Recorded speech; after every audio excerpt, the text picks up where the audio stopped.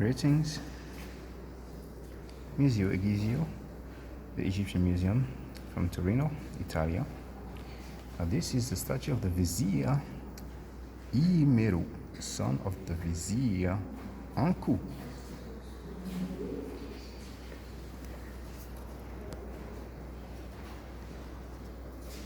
Made of granodiorite of the Middle Kingdom, 13th dynasty, during the reigns of Vizier, Malmesha, and Sebek-hotep II, circa 1700 BC.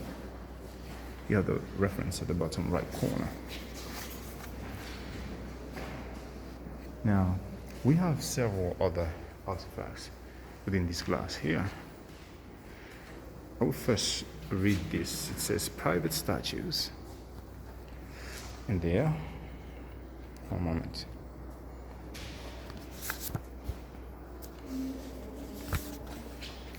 Before I show you the other artifacts, it says, in the Middle Kingdom, an elaborate hierarchy of officials or roles placed under the authority of the vizier and the treasurer. These officials were regularly sent off on missions all over Egypt. During these assignments, they often left the mark of their passage by erecting mud brick chapels, or by dedicating stelae or statues in provincial temples or along processional ways. Thanks to these monuments, we can sometimes identify the same official in different sites and even follow the progress of his career. The hundreds of surviving private monuments show that there was a connection between the social status of an individual and the type of statue he had access to.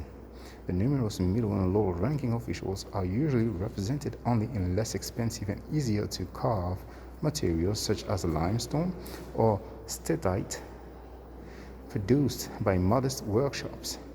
The higher dignitaries instead could afford statues of harder and more precious materials such as granodiorite or gneiss, carved in the court ateliers in a style and with a quality closely matching those of royal statuary. Now, regarding this Vizier Iymeru, we are told, known from many sources, Iymeru held the office of Vizier under the three kings. His function is symbolized by the shampoo collar, for which a seal possibly hung. He is represented in the traditional dress of late Middle Kingdom dignitaries and a long gown tied under the breast. The head, which is dateable to the early New Kingdom on the grounds of style, originally belonged to another statuette.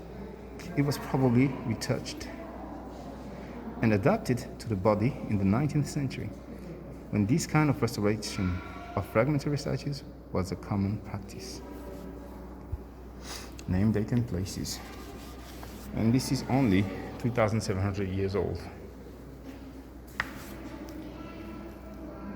Here we have the bust of a man and a woman, fragments of as well as fragments of statues of low-ranking officials.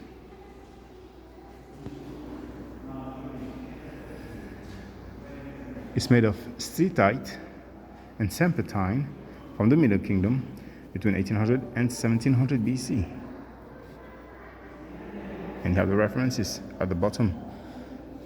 Here we have a statue of the washerman, a priestly title, Dagi.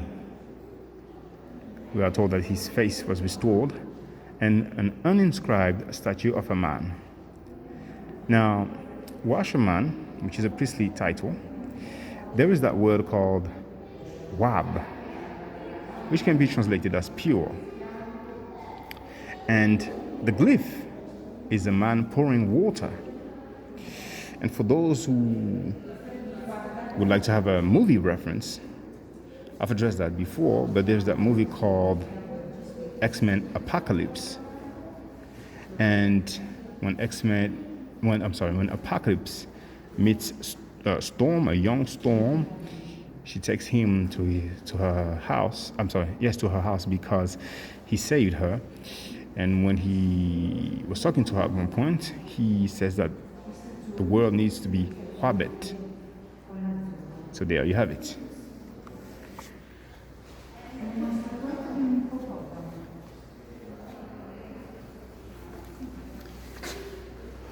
We have a family here. It says, family group of an official inside a shrine. And it's made of a steatite. That's for the statue. And the shrine is made of limestone. In the Middle Kingdom, 13th dynasty, between 1700 and 1600 BC. Well, we're getting closer. If we take the most recent date, then this is only 3,600 years old. Dang.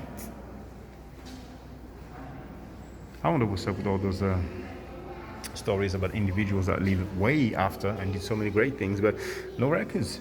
Remember what we were told about this individual here.